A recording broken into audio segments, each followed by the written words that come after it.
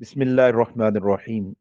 یہ جاننے کے بعد کہ عقائد میں سب سے اہم عقیدہ رسالت ہے، اب ضرورت اس بات کی ہے کہ رسالت کے متعلق ضروری تفصیلات کو سمجھا جائے۔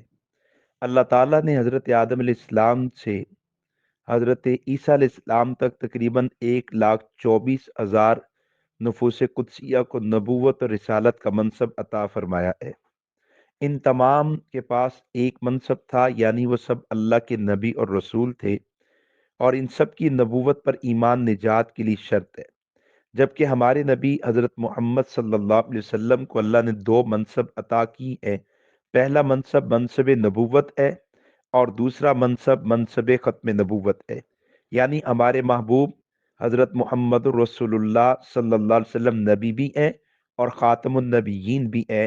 حضور علیہ السلام پر ایمان کے لیے ضروری ہے کہ آپ کو نبی بھی مانا جائے اور خاتم النبیین بھی مانا جائے، آپ کی نبوت پر بھی ایمان لایا جائے اور آپ کی ختم نبوت پر بھی ایمان لایا جائے۔ عقیدہ ختم نبوت کی تعریف کیا ہے؟ اس عقیدے کا مفہوم کیا ہے؟ اس عقیدے کی اہمیت کیا ہے؟ اس عقیدے سے نبی کریم صلی اللہ علیہ وسلم کو کیا ملا اور امت کو کیا ملا ہے؟ اس عقیدے پر دلائل کیا ہیں؟ اور اسی طرح عقیدہ ختم نبوت پر ہونے والے اعتراضات کیا، ان کے جوابات کیا ہیں؟ عقیدہ ختم نبوت کے تحفظ کی حیثیت کیا ہے اور یہ تحفظ کس کی ذمہ داری ہے؟ ان سب تفصیلات کا جاننا عقیدہ ختم نبوت کی اشاعت کرنے اور عقیدہ ختم کی دفاع کرنے میں انتہائی مفید اور معاون ہے۔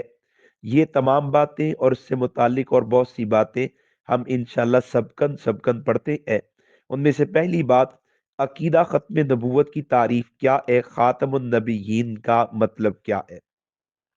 عام طور پر جب ختم نبوت کی تعریف پوچھی جاتی ہے تو لوگ جواب میں ان الفاظ میں تعریف کرتے ہیں کہ آپ آخری نبی ہیں اور آپ کے بعد کوئی نبی نہیں آئے گا۔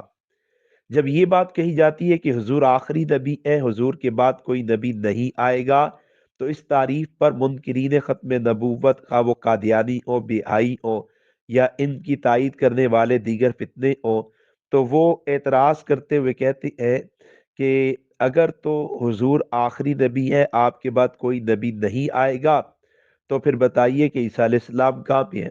مسلمان جواب میں کہتا ہے کہ وہ آسمان پر ہے۔ پھر یہ قادیانی، بہائی، یہ طبقات کے لوگ پوچھتے ہیں کہ کیا عیسیٰ علیہ السلام نے آنا ہے؟ مسلمان جواب میں کہتا ہے ہاں، انہوں نے آنا ہے۔ تو اس پر یہ لوگ اعتراض کرتے ہیں کہ ایک طرف تو تم کہتے ہو کہ حضرت نبی کریم صلی اللہ علیہ وسلم کے بعد کوئی نبی نہیں آئے گا، اور دوسری طرف کہتے ہو کہ حضرت عیسیٰ علیہ السلام نے آنا ہے، تو تمہارے دونوں عقائد میں تو باہمی تضاد ہے۔ مسلمان اس اعتراض کے جواب میں کہتا ہے کہ وہ امتی بن کر آئیں گے۔ پھر وہ اعتراض کرتا ہے اگر وہ امتی بن کر آئیں گے تو کیا اللہ ان سے نبوت واپس لے لیں گے؟ اب اگر مسلمان کہ وہ نبی ہوں گے اور نبوت کا منصب ان کے پاس ہوگا، تو پھر اس کا اعتراض باقی ہے کہ حضور کے بعد تو نبی آ گیا۔ اگر کہ نہیں، نبوت کا منصب اللہ واپس لے چکے ہوں گے، تو پھر اعتراض ہے کہ کیا ایسا بھی ہو سکتا ہے کہ اللہ نبوت دے کر واپس لے لے؟ اس لیے عقیدہ ختم نبوت کے حوالے سے وہ تعریف کرنی چاہیے جو قرآن و سنت کا صحیح مفہوم ہے۔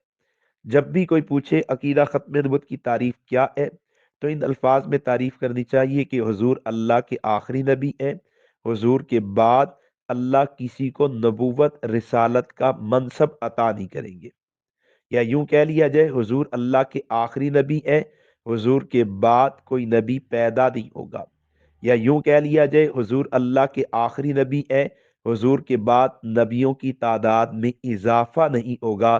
اب کوئی جناب عیسیٰ علیہ السلام کے بارے میں پوچھے کہ وہ کہاں ہیں، تو ہم کہیں گے وہ آسمان پہ ہیں۔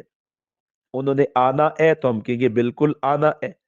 پھر وہ پوچھے وہ کیا ہوں گے، تو ہم جواب میں کہیں گے کہ وہ نبی ہوں گے، ان کے پاس نبوت کا منصب باقی ہوگا، لیکن آئیں گے امتی کی حیثیت سے۔